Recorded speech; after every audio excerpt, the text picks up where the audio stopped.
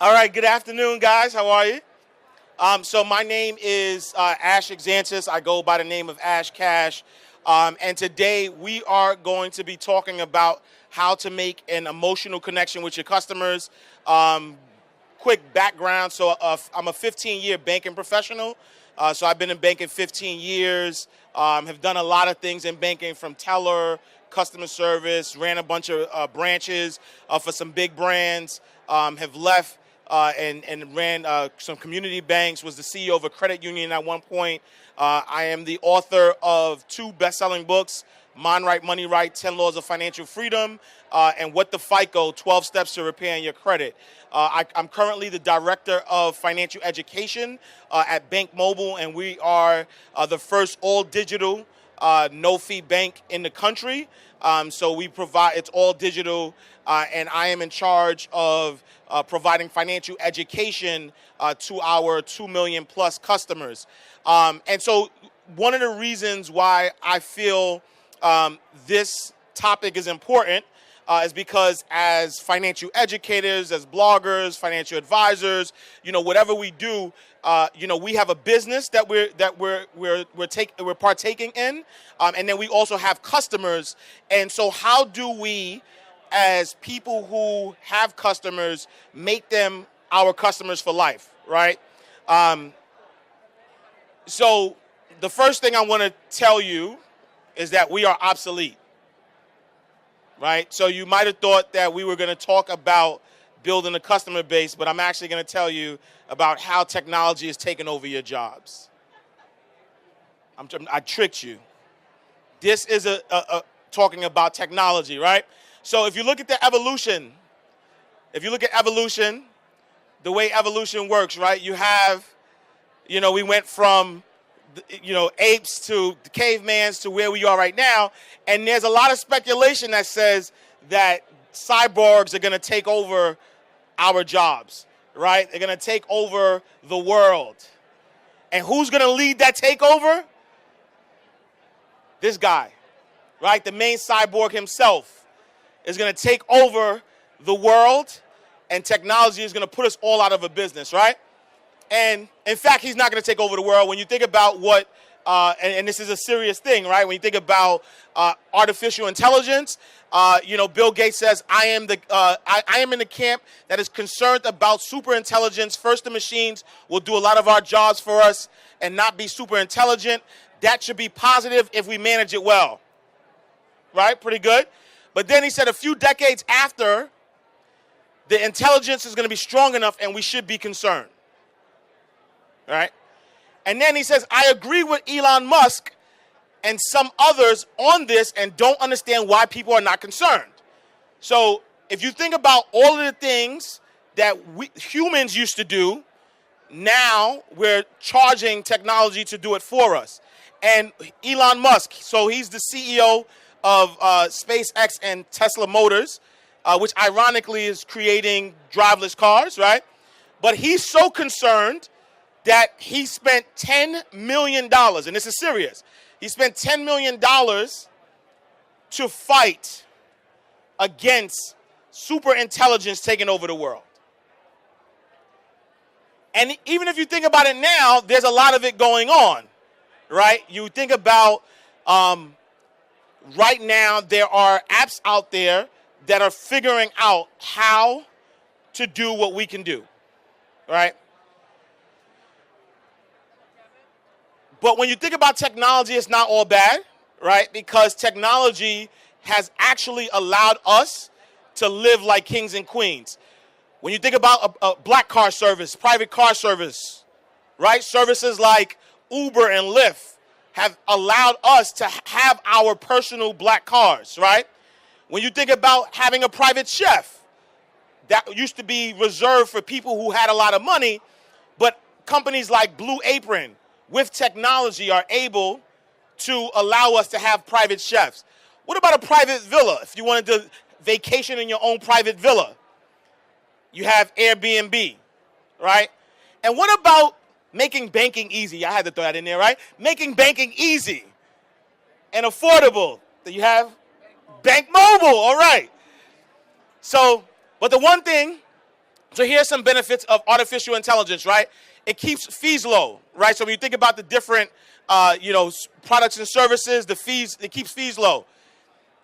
You have low minimum balances when you think about financial services. It gives everyone access because before people didn't have access to certain things. And then lastly, a lot of the technology is done with Nobel Prize winning algorithms. The one thing that artificial intelligence can't do is have that emotional connection. So you had nothing to worry about. I scared you for nothing. You probably wasn't scared, right? But the one thing that they can't do is have that emotional connection. And this is what I want to talk about. I want to give you 9 steps to keep an emotional connection with your customers, right? Because when you think about what we all do, I guarantee you there's a technology that can possibly do it, right? But again, that emotional connection, if we don't have that emotional connection with our customers, then cyborgs are going to take over the world. All right, you guys ready? All right, so 9 ways to build an emotional connection with your customers. So step 1 is to get personal. The more you engage with customers, the clearer things become and the easier it is to determine what you should be doing. Gone are the days of not being in your customer's business. And what does that mean? That means that you have to engage with them. You have to listen to them. You have to talk to them. You have to find out, what do they want? Why do they want it? Why have they chose you to provide them that product or service? What is it about you? There has to be engagement. You have to be on social media. You have to see what they're saying about your brand. And when they say it, you have to be responsive to them and be responsible. So you have to get personal. Know your customer in and out.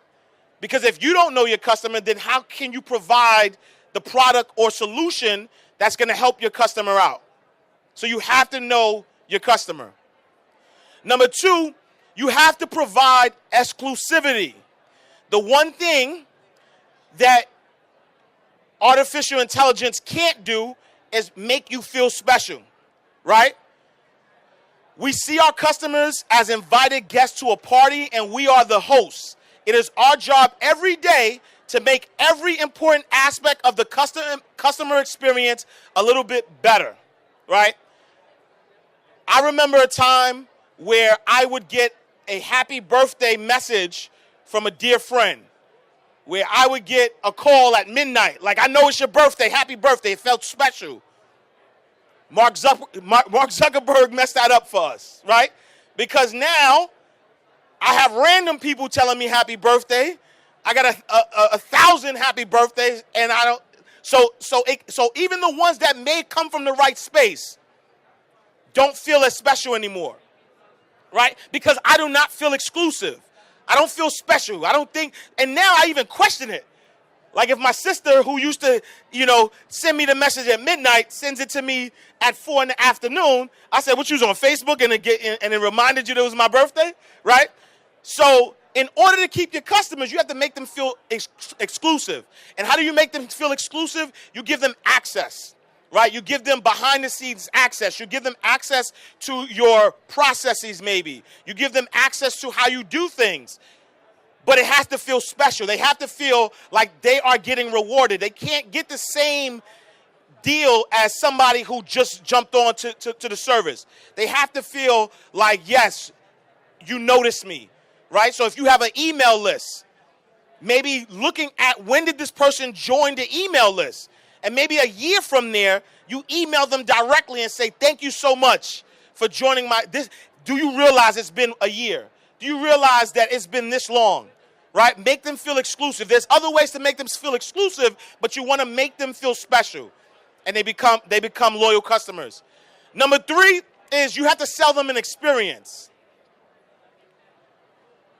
The customer experience is the next competitive battleground. I remember when the iPhone came out, or even before the iPhone, you had the iPod, you had the MacBooks, right? And when you think about what was genius about Apple was they weren't really selling a better product than, what other computers that were out at the time. They weren't really selling a better product than what the other MP3 players were out, but they were selling an experience, right? I felt exclusive. I felt special when, I felt like I was part of something when I was on the train and I had the white earbuds on and everybody was like, like you do the head nod to the other person with the white earbud, and everybody else is like, what is that, right? You felt exclusive, right? And you felt like you were part of something because Apple sold you an experience. So it's important that what experience are you selling to your customer? What experience are you selling to them? Why would they choose you over someone else? Right? Because if you're comparing apples to apples, if the apples look the same and sound the same and taste the same, then what makes your apple special? So now I'm going to start going to the apple that may be less, right? But if there's an experience around that apple, if there's an experience around your product or service, then people are willing to stick with you. And even if your prices may be higher than someone else, they're willing to stick out there because of the experience. Right? Because like once, I'll give you another quick story, right? Once upon a time, before age, I used to have a lot of hair, right? And so I literally can cut my hair myself. I don't need a barber. I could pay maybe $40 for a shaver, and I can literally do it myself. But every single week, I pay my barber $20. That's $80 a month. So he can cut my hair, right? But what is he doing that I'm willing to pay $20? Well, it's an experience. We talk about sports. We talk about politics. We talk about everything under the sun. And because of that experience, I'm not looking at the $960 that I'm paying annually that I could possibly pay $40 for. It's a lot of money, but, right? So have that experience. Number 4, you have to live your truth. Every great business is built on friendship, J.C. Penney, right? And what does it mean to live your truth? Living your truth means that you want to attract customers, you want to attract members, you want to attract people to do business with you that connect with the authentic you, right? If someone doesn't connect with you, then you should not be looking at them as a customer. Because you must live your truth. Because you want them to fall in love or fall in like with the real you, so that way you can provide them the product and service on a consistent basis. Because if you start off your business not being authentic, if you start off your business not living your truth, then now you're going to have to keep up with a lie. And that same lie is going to attract other customers, and now you're going to build a business that is vulnerable to a lie, and you're not able to sustain it because you did not start off the business building that truth or living that truth. So it's important that you look at this as a friendship, right? Your customers are your friends. They're providing you with access to live out your dreams, really, right? So if you have a business that you're passionate about, and because of that passion, you're willing to put your all in this business, you want to give that all to the right people. Right? There's a fine line between, we all want to make ends meet. We all are in business to make money. But at the end of the day, money shouldn't be the only motivation. It should begin with a passion. Who are you serving? What does your product or service, what problem does that solve? And based on that problem, are you passionate about solving that problem? And if you're passionate about solving that problem, you want to solve that problem in the right way. So you must live your truth. Number 5, don't be perfect. Customers don't expect you to be perfect. They do expect you to fix things when they go wrong. There's a misconception that because the customer is fickle nowadays, that we want to be perfect all the time, that we want to hide from making mistakes, that actually making mistakes sometimes actually has your customer more loyal when you're willing to admit to that mistake, when you're willing to own up to it, right? Because a friendship is about being authentic, but it's about also saying, you know what, I did make a mistake. Well, how can I fix it? How can I use this experience to make your experience better? And customers will appreciate that. They will appreciate the fact that you are willing, you respect their friendship, you respect their customer, you respect their dollar, you respect who they are, so much so that you're willing to risk it so that you can be authentic to them. So don't try to be perfect. Own up to what you do if you make a mistake. And then there's going to be times that your customers may say that you did something wrong and you didn't do anything wrong. But in that case, you have to also understand that you work for the customer, right? So that old adage that the customer is always right, I came from an era when I first started banking, that's what we knew. The customer was always right. And eventually, with technology, brands started moving away from it. They start moving away from that adage that the customer is always right. But as you are building your business and you're trying to build a lifelong brand, you have to treat your customer like you respect them, right? I don't know how many people shop at Nordstrom, but Nordstrom has the best return policy in the world. I mean, I could buy a suit. I've never done this, but I could buy a suit, and I could obviously have worn it and said, hey, there's a hole in it, I want to return it. Okay, they'll take it back, and they'll with no receipt. Don't try that. But they will do it. They have the best return policy ever. And so I am a loyal customer at Nordstrom, lifelong, even though I may be able to get a cheaper suit somewhere else. I may find a deal somewhere else, but like I said earlier, I love the experience. That experience makes me feel good, but also, if I'm wrong, they tell me I'm right. So don't try to be perfect, because a lot of times also, we put our ego, right? So this is our baby, this is our business, this is our brand, and so if someone is telling us we did something wrong, we don't want to admit that we did something wrong, especially if we know we didn't do anything wrong. So we're going to try to argue our customer down and tell them we didn't do something wrong. But at the end of the day, even if you win that argument, you lost.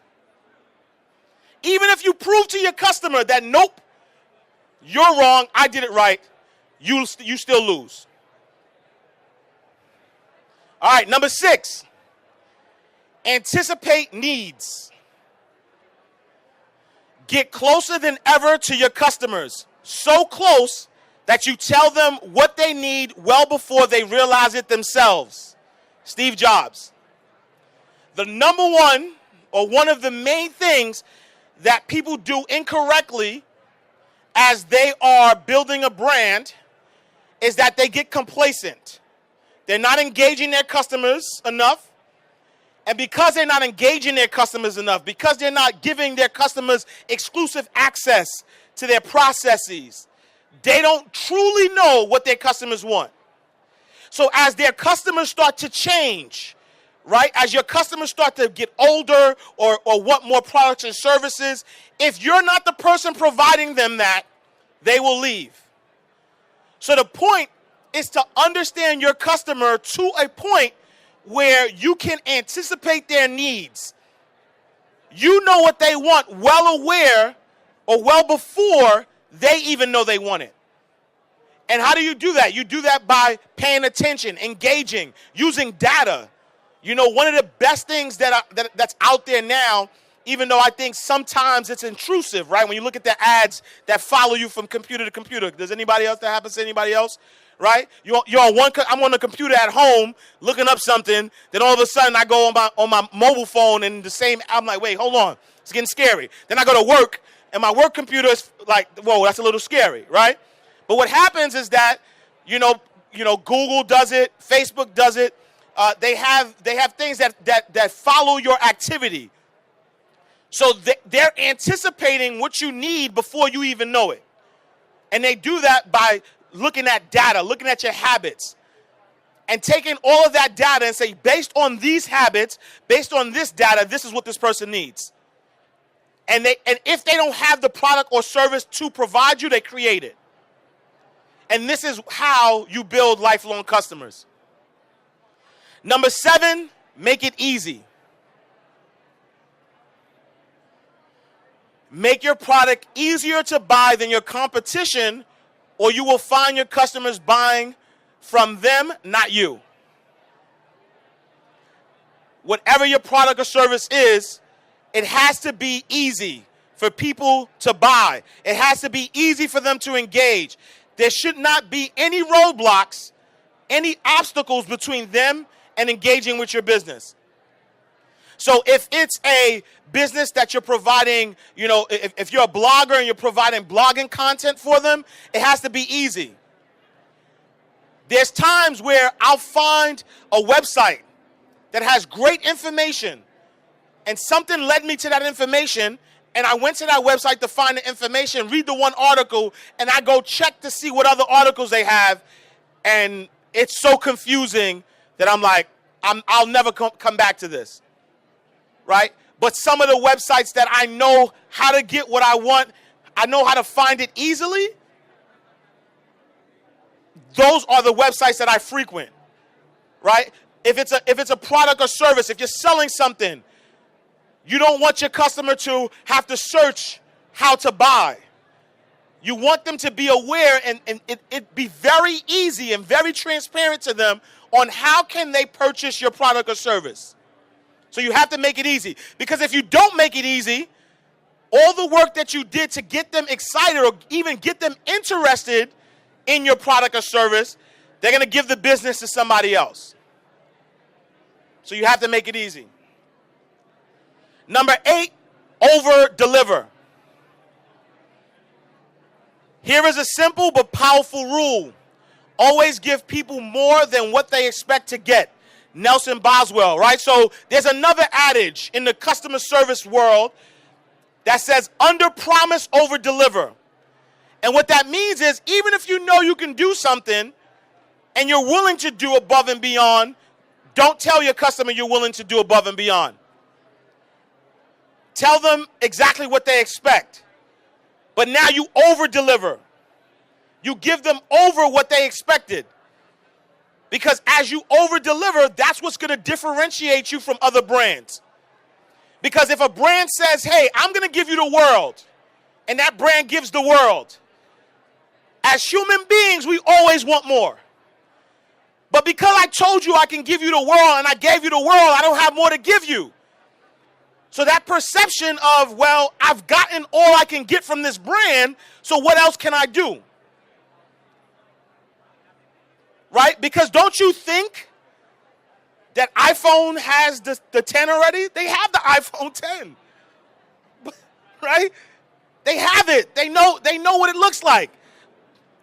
But they'll give you the 7. So that when the 8 comes out, you'll get the 8. And when the 9 comes out, you'll get the 9. Right? So you have to under-promise, over-deliver. And I don't know if that was a good example, right? Because they're tricking you, but you get my point, right? All right, and number 9, lastly, is know your customer. Loyal customers don't just come back. They don't simply recommend you. They insist that their friend do business with you. And so when I say know your customer, I'm not talking about engagement only. I'm talking about knowing your customer to the point where you're saying, what is it that my customers want? And be willing to cater to the customer that you want. Right? So if you look at this picture, you have to know which customer are you giving ice cream to and which one you're giving broccoli to. What does that mean? A lot of times we focus so much on acquisition, acquiring new customers. And we forget about the customers that we have already. So we look at our email list and we say, you know what? I have 1,000 email lists. I want to grow this to 10,000. So we start figuring out how can I attract a new 9,000 people. And we start changing our strategy so we can now attract 9,000 people, not realizing that the 1,000 that we have love what we do and love exactly how we do it. So why not give the 1,000 more ice cream? Because by doing that, right, loyal customers, they don't just come back. They don't simply recommend you. They insist that their friends do business with you. There's been many times that I've gotten business from people who were just in love with the brand. And they'll buy a book and they'll send it to their friends and family. They'll insist that their friends and family do business with you. So it's important that you focus on those. You focus on those who are going to love you.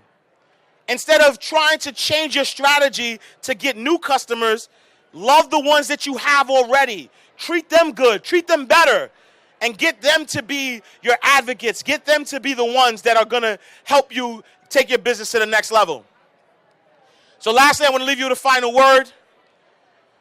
And this is the story of the caterpillar and the butterfly. And you might have heard this or you may have not heard it, right? But when you think about the caterpillar is in its, chrysalis, whatever you, right? The chrysalis.